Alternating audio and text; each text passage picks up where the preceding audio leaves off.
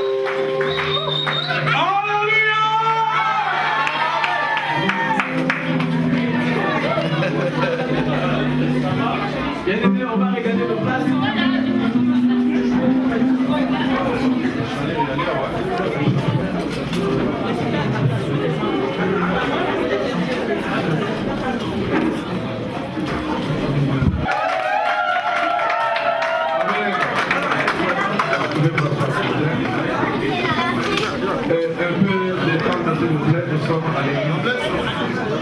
S'il vous plaît, restez calme, s'il vous plaît. Préparez le siège pour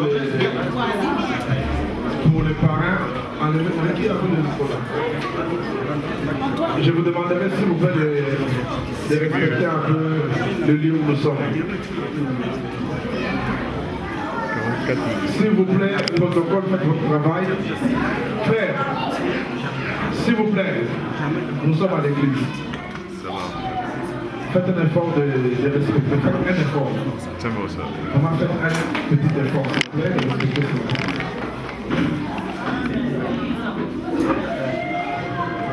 Alléluia.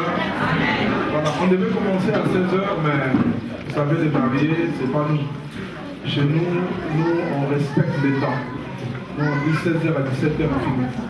Donc on respecte les temps. On a demandé les mariés, c'est leur jour, on leur permet, toutes les caprices sont permis. Amen. Pour eux, on accepte. Alléluia. Voilà, nous allons passer par la bénédiction. Mais avant de bénir les couples, je laisse le micro à mon ami, mon frère, le pasteur Oumar Ouattara, qui a une parole pour nous édifier. Alléluia. Voilà, je voudrais que tu puisses recevoir l'homme de Dieu avec double honneur et tu acclames très fort.